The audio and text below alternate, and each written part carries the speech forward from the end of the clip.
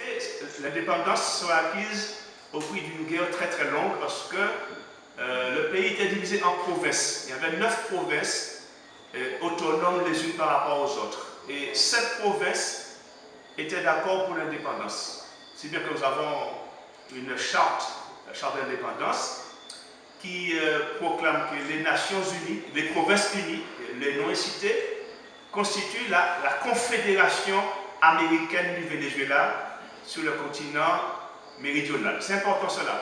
Donc il n'est pas question de République du Venezuela dans la déclaration d'indépendance, mais d'une confédération de 7 provinces unies, confédération américaine.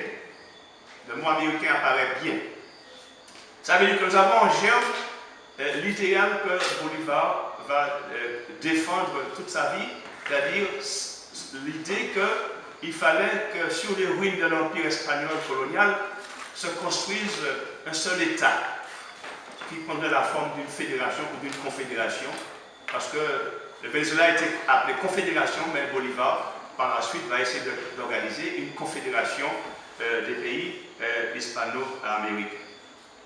Alors, guerre civile qui commence aussitôt, parce que certaines provinces, 2 provinces notamment, refusent d'adhérer à la confédération, mais aussi parce que même dans les provinces favorables à l'indépendance, toutes les classes sociales, toutes les couches de la population n'étaient pas acquises à l'indépendance. Donc la guerre civile a démarré aussitôt et elle a pris un caractère social et racial. Pourquoi? Parce que les Espagnols, je ne vais pas dans le détail, s'il faut poser des questions, les Espagnols étaient une minorité au Venezuela. 12 000 seulement Espagnols, il y avait environ 70 000 blancs en tout. Donc ils étaient minoritaires et la masse du peuple vénézuélien était constituée de Noirs, d'Indiens, de mulâtres, de métis, d'Indiens et de blancs et de métis, de Noirs et d'Indiens. Donc 65% au moins des Vénézuéliens étant, comme on dirait maintenant, des gens de couleur, des non-blancs. Et vous avez à côté les Indiens. Donc, les Espagnols, qu'est-ce qu'ils ont fait? Ils ont pris une faille. Ils ont vu une faille dans le système de la République. Parce que même si le mot n'est pas utilisé, mais c'est une République. La République, créée en 1811, n'a jamais su poser le problème de l'esclavage des Noirs, de l'abolition de l'esclavage. Donc, les blancs espagnols, qu'est-ce qu'ils ont fait? Eh bien, ils ont joué sur une contradiction. Ils ont su habilement faire comprendre aux esclaves que l'ennemi n'était pas eux, les Espagnols, mais les blancs créoles qui les exploitaient, qui étaient esclavagistes. Donc, si bien que le peuple vénézuélien, et surtout les Noirs et les Marrons, parce qu'il y avait un groupe important de Marrons, donc le peuple vénézuélien, le petit peuple, s'est retourné contre la République et a pris le parti de l'Espagne. Si bien que la République a été écrasée une première fois en 1812, un an après. Bolivar, qui était l'âme de la Révolution, est reparti au combat. Entre-temps, il y avait un autre qui s'appelle Miranda, le précurseur. Le précurseur a été livré aux Espagnols en 1812. On l'a accusé de trahison. Il a été livré aux Espagnols parce qu'il avait signé un accord qu'il n'aurait pas dû signer. Donc Bolivar repart au combat.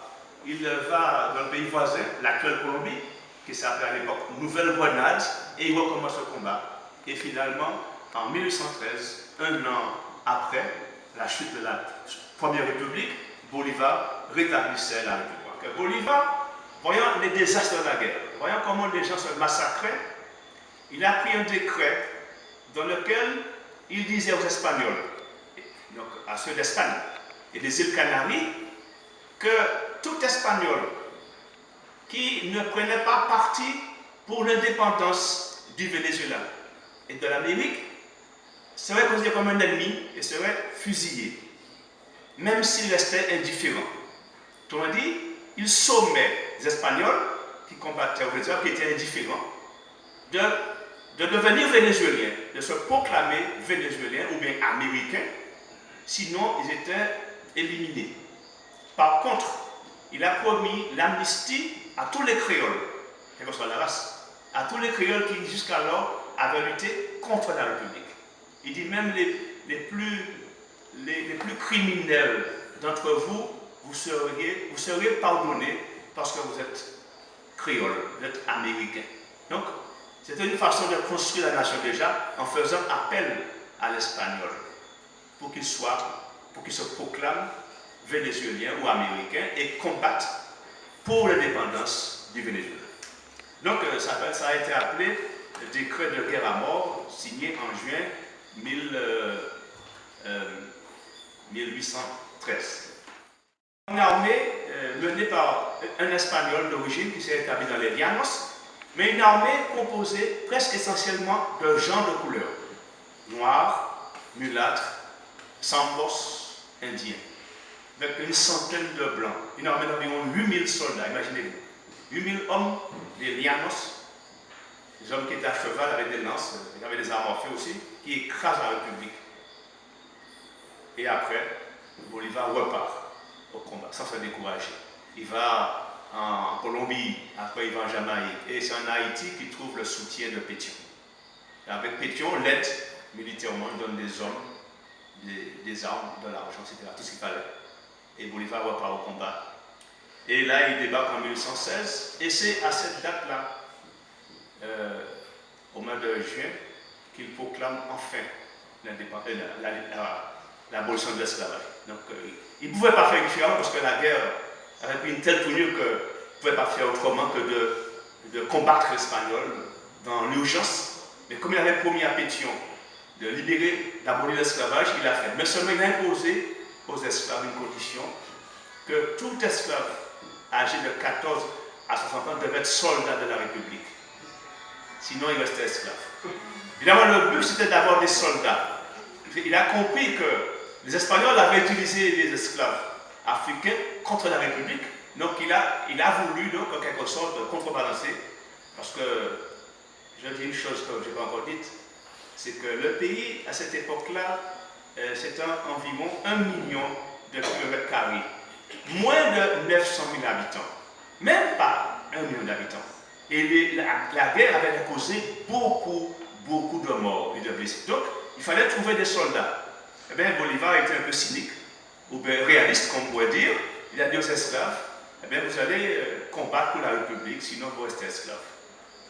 Mais les esclaves avaient vu pire. Donc, en grande partie, ils se sont ralliés à la cause républicaine. Ils ont compris le message de Bolivar. Il fallait lutter contre l'Espagnol pour que le pays soit indépendant. Donc, ça a été un facteur important. Bolivar a échoué, il est reparti en Haïti, il est revenu et finalement, pour aller vite, Bolivar est allé combattre l'ennemi, et alors il fallait. Donc, pour affaiblir l'Espagne, il est allé le combattre dans les pays voisins. Il est allé en Nouvelle-Grenade, l'actuelle Colombie, et en 1819, il a créé une république qu'il a appelée République de Colombie, avec deux pays, le Venezuela et la Colombie. Et par la suite, il a libéré l'Équateur, Quito, Guayaquil, et il a ajouté ce pays à la Colombie. Donc on a obtenu la Grande Colombie. Et ensuite, qu'est-ce qu'il a fait? Il est allé lutter là où il fallait pour éliminer les Espagnols. Il est allé combattre jusqu'au Pérou. Et là, il y a eu deux grandes batailles décisives en 1824. Une première bataille, c'est Junín, l'autre c'est Ayacucho. Alors à Junín, l'armée était dirigée par Bolivar lui-même. Ayacucho, par Sucre, qui était un Vénézuélien, parce que Bolivar avait commencé à avoir des problèmes avec les réactionnaires de la Colombie, notamment de la Colombie actuelle. Là, il était apparu au courant réactionnaire, mené par Santander. Et lorsque Bolivar a voulu mener la bataille finale contre les Espagnols à Ayacucho, le Congrès lui a dit non, monsieur, vous ne pouvez pas mener des guerres hors du territoire colombien. Parce qu'à l'époque, la Colombie, c'était le Venezuela actuel, c'est la Colombie actuelle et l'Équateur. Là, on était au Pérou, le Congrès a dit à Bolivar, stop, vous n'allez pas mener la dernière bataille. C'est bien que Bolivar passait la main aux Vénézuéliens, Sucre, et finalement, donc, l'Espagne a été vaincue comme ça. Et entre-temps, le Panama est devenu indépendant et a demandé son rattachement à la Colombie en 1822. Nous voyons un peu l'œuvre militaire de Bolivar. Alors, il faut quand même que vous puissiez vous présenter le pays. Ce sont des pays immenses. Hein? Rappelez-vous, le Venezuela, à l'époque, c'était 1 million de kilomètres carrés. 1 million. À l'époque, il n'y a pas de voiture, il n'y a pas de train, pas d'avion. On marchait à pied, on allait à pied ou bien à cheval. Bolivar a passé tout ce temps-là, depuis 1810 jusqu'à 1824, à cheval, allant de Caracas à Bogota, de Bogota à Lima. une vie incroyable. Toute sa fortune, il a dépensé pour la cause à laquelle il croyait.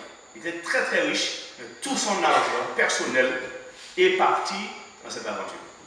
Il s'est retrouvé pauvre à la fin. Pauvre. Pas au point de demander l'aumône, mais pauvre. Il s'est dépouillé pour la cause de l'indépendance de l'Amérique espagnole. Ces pays étaient des pays déjà où il n'y avait pas de nation, c'était des peuples, des populations réunies. Quand on voit un pays comme la Bolivie, l'Équateur, avec une masse d'Indiens, une masse de métis, une masse de blancs, pareil pour le Venezuela, on ne peut pas dire que ce sont des nations, il n'y a pas un sentiment national. Donc les peuples sont désunis, et puis bon, vous avez l'esclavagiste. Partout il y a l'esclavage des Africains. Et les Indiens n'étaient pas esclaves, légalement, mais de fait, ils étaient esclaves. Donc comment peut-on dire qu'on va créer brusquement une nation? Et puis il y avait aussi le fait que les militaires avaient pris gros pouvoir. Donc, à partir de 1826, commence la désunion, comme dirait de Gaulle, la chienlit, des mouvements d'anarchie. Bolivar est contesté. Et puis il a essayé de créer une grande confédération en convoquant à Panama un congrès en 1826. Ça a été un échec total. Parce que la plupart des pays étaient absents. Les pays d'Amérique hispanique étaient absents. Les États-Unis voyaient d'un très mauvais œil que se crée au sud une puissante fédération ou confédération. L'Europe impérialiste n'avait pas accepté que se constitue en Amérique latine, comme on dit maintenant, une puissante entité. Donc il y a eu des oppositions, et puis dans chaque pays, n'est-ce pas, sont apparus des mouvements, une pensée nationaliste, chauvine, anti-bolivarienne. Si bien que Bolivar donc, a vu son œuvre se défaire au fur et à mesure. Il a même dû accepter d'être dictateur à un moment donné, en 24 juin 1828, dictateur au sens romain. Il avait le plein pouvoir. Tellement il y avait de l'anarchie qu'on l'a nommé dictateur en 1828. Le 27 septembre 1828, il a échappé à un attentat à Bogota. On a essayé de le tuer, et il a été sauvé par une femme. Il avait une maîtresse très célèbre, une très belle équatorienne, Manuela Sainz, la femme d'un docteur anglais, et c'est elle qui l'a sauvé. Mais cette femme a été érigée presque en une déesse. On l'adore parce qu'elle a sauvé la vie à Bolivar. Ensuite, au mois de mai 1830, au Venezuela, un dénommé Páez, c'est un homme qui a lutté beaucoup pour l'indépendance, mais devenu l'ennemi politique de Bolivar. Il s'appelle José Antonio Páez. Eh bien, il a déclaré l'indépendance du Venezuela. Il a dit, bon, le Venezuela ne fait plus partie de la Grande Colombie, c'est terminé. Et finalement, le fidèle compagnon de Bolivar, Sucre, a été assassiné en Équateur le 4 juin 1830. Donc, si bien que Bolivar, à la fin de sa vie, était un homme totalement désabusé. Il a vu que l'anarchie régnait partout, que les assassinats étaient légion. Ensuite, il était malade. Sa mère est morte de tuberculose. On dit qu'il est mort également de tuberculose. Imaginez un peu. Je ne sais pas si vous laissez les Andes, la Colombie par exemple, le Pérou. Quand on est à 4000 mètres d'altitude, il fait froid. Il fait froid. Et Bolivar passait sa vie comme ça à cheval. Dans une vallée, il fait chaud, comme ici. Donc il a passé sa vie comme ça à cheval. Donc la maladie qui a tué sa mère l'a emporté. Bien que j'ai entendu Chavez, il n'y a pas très longtemps, peut-être 1 an et demi, au cours de l'un de ses discours du dimanche à l'université, Chavez a émis un doute. Il a dit qu'il semble qu'en réalité, Bolivar a été empoisonné, que Bolivar n'est pas mort de maladie. Effectivement, Bolivar a quitté Bogota en 1830 pour se diriger vers la ville de Cartagena. C'est un port maritime, et pour cela il faut prendre le fleuve Magdalena. On descend le fleuve Magdalena, on arrive sur la côte et après on va à gauche et on va à Cartagena. Et Bolivar pensait voyager en Europe, se réfugier ou s'exiler, je ne sais pas, ou bien reprendre des forces en France. Et là, malheureusement, ces forces abandonnées, et il est mort dans une hacienda qui appartenait à un ami espagnol. Vous voyez, donc, il a trouvé un espagnol qui l'accueille. et comme ça il est mort le 17 décembre 1830. Donc voilà la vie de l'homme. Oui. Alors, première chose qui a été faite, c'est que ces restes, ces cendres, comme on dit, ont été rapatriés au Venezuela. Le 17 décembre 1842, on a fait la mort de son anniversaire, l'anniversaire de sa mort, pardon, ces restes ont été rapatriés au Venezuela par le même José Antonio Páez, qui était son ennemi politique et qui est devenu le chef du Venezuela. Donc son pire ennemi lui a rendu hommage. Il a estimé qu'il fallait que Bolivar repose au Venezuela et non pas en Colombie, et non pas en terre colombienne. Évidemment, Páez l'a fait dans le but aussi de souder la nation, parce que tous les chefs d'État du Venezuela, même les dictateurs, parce qu'il y en a eu beaucoup, de 1830 à 1935, il n'y a eu que ça. Des dictatures plus ou moins molles, plus ou moins sévères, mais il n'y a eu que des dictatures pendant 100 ans. 105 ans exactement de dictature. Donc tous les dictateurs ont ressenti le besoin de faire en sorte que le peuple vénézuélien se soude autour de l'image, du souvenir de Bolivar. Donc le premier c'est Páez. Un autre, c'est un dictateur éclairé celui-là, il était plus ou moins intellectuel, mais il se proclamait intellectuel, Guzmán Blanco. Le 24 juillet 1883, a organisé de grandes festivités à l'occasion du centenaire de la naissance de Bolivar. Et ça a continué. Nous avons ensuite un autre dictateur qui a beaucoup utilisé Bolivar, c'est Marcos Pérez Jiménez. C'est le dernier dictateur du Venezuela. Il a pris le pouvoir en 1952, il a quitté en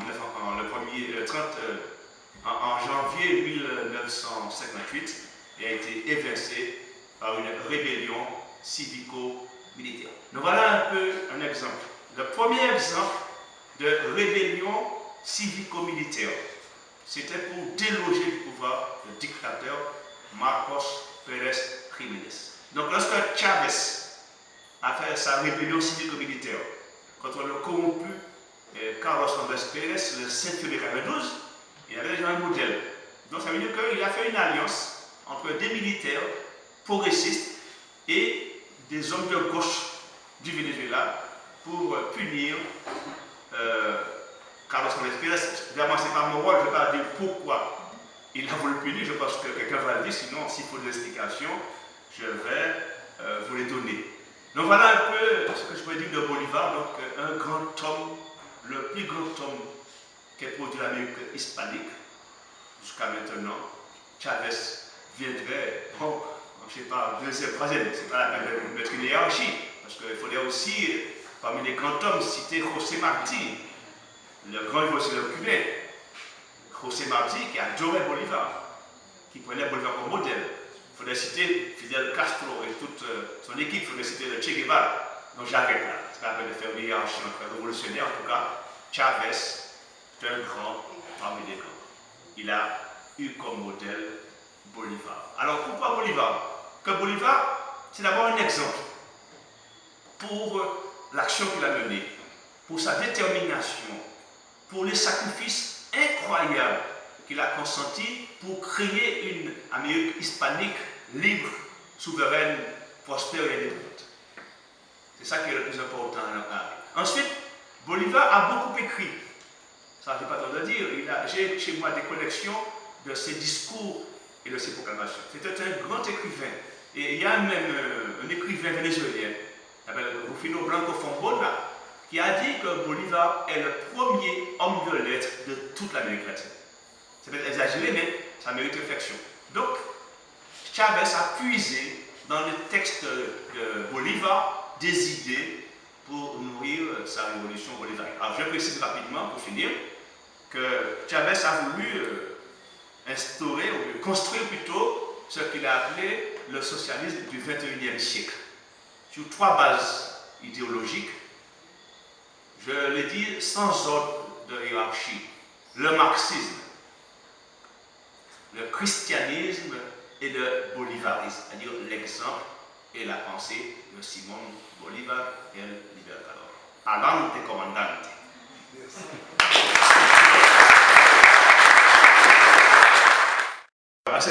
Venezuela, on votait toujours un mois de décembre. Et le président élu prenait le pouvoir l'année suivante, début janvier ou février. Et Carlos Andrés Pérez donc, a été élu en mois de décembre. Et puis, une fois qu'il a pris le pouvoir, il a été presque contraint par le FMI d'appliquer toutes ces mesures du néolibéralisme. Il a commencé par réduire, plutôt augmenter les prix du transport. Et cela a donné lieu à une révolte à Caracas le 27 février 1989, on appelle le Caracaso, le coup de Caracas, on appelle aussi le sacudón, autrement dit la grosse secousse. Donc une véritable révolte populaire qu'on a pu voir à la télévision, je l'ai vu ici à la télévision, et les gens des quartiers pauvres. Alors je vais faire une petite intervention pour expliquer une chose. Au Venezuela, il y a un langage raciste imposé par l'oligarchie. À Caracas, c'est un peu comme Fort-de-Vos, Dieu par sang. Vous avez une vallée, des collines. Les collines, ici on dit mornes. Et au Venezuela, pour désigner les collines peuplées par les pauvres, on utilise le mot cerro. C-E-2-R-O. Cerro. C'est une colline sur lesquelles on a construit de belles villas. On dit collina. Il y a un racisme à ce niveau-là. Donc quand on dit le cerro, on dit quartier populaire. Lorsqu'on dit quartier en espagnol au Venezuela, on dit barrio pour les pauvres. Pour les riches, on dit urbanisation. Le mot est différent. Donc quand on dit barrio, ça veut dire presque bidonville, quartier populaire. Donc le président nouvellement élu applique aussitôt toutes les mesures dictées par le FMI en augmentant le prix du transport et des produits de base. Donc révolte de la jeunesse et les barrios s'enflamment. Les gens des barrios se soulèvent, il y a des actes de pillage et qu'est-ce qu'il y a eu par la suite? Eh bien, le président a donné l'ordre à la police de tirer sur les gens à balles réelles, pas des gaz lacrymogènes, balles réelles. Et comme la police métropolitaine de Caracas ne suffisait pas, le président a fait intervenir l'armée. Donc l'armée a servi à tuer le peuple vénézuélien. Et il y a eu officiellement 300 morts. Mais on dit qu'en réalité, il y a eu au moins 3000 morts. Des gens pauvres, des gens comme nous. Parce que les pauvres au Venezuela sont comme nous. Ce sont des Noirs, des Métis, des Indiens. Les Blancs, il y a quelques Blancs, mais généralement les Blancs sont dans la bourgeoisie au Venezuela. Donc voilà, massacre. Alors Chavez, voyons cela, et Chavez qui avait déjà des idées de gauche. Il avait lu Marx, il connaissait bien l'œuvre de Fidel Castro, de Che Guevara. Et bien Chavez a dit non, que le président a sali l'armée. Il a obligé l'armée à se salir les mains en tirant sur le peuple. Et c'est comme ça que Chavez a préparé sa rébellion le 5 février 1992. En réalité, dans la même année, il y a eu 2 rébellions. On parle généralement de la première, le 5 février. Mais au mois de novembre de la même année, j'étais à Caracas, à un colloque. Et au petit matin, je n'avais pas sommeil, j'ouvre la télévision. Et que je vois Chavez à la télévision, entouré de civils armés. Ce n'est pas possible. Chavez est en prison. Comment on peut le voir à la télévision avec des civils armés autour de lui?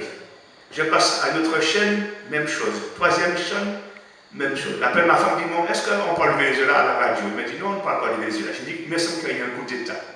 Donc c'était en novembre 1992, seconde tentative, alors que Chavez était en prison. Ses partisans ont essayé de nouveau d'éliminer Carlos Andrés. Il y a eu beaucoup de morts, on ne sait pas très bien combien. Ça a duré, on a commencé à tirer, là où j'étais, vers 6 heures du matin, ça a duré jusqu'à 1 heure. Après, c'était paf, c'était fini, calme plat. À l'hôtel où j'étais, personne ne sortait parce que tout le monde craignait une balle perdue. Finalement, vers 4 heures, on commence à sortir. Et on a vu les premiers journaux avec beaucoup de cadavres, beaucoup de sang partout. Et voilà, donc le seconde tentative de Chavez. Et évidemment, avec l'appui populaire, c'est ça qui était intéressant, ce n'est pas seulement des militaires, c'est des militaires alliés à des civils qui se sont sacrifiés pour essayer d'éliminer M. Carlos Andrés Pérez parce que celui-ci, malheureusement, c'était dicté sa conduite par le FMI et par l'impérialisme américain. Nous voilà pour conforter cette organisation, ce que j'ai vu concrètement de mes yeux.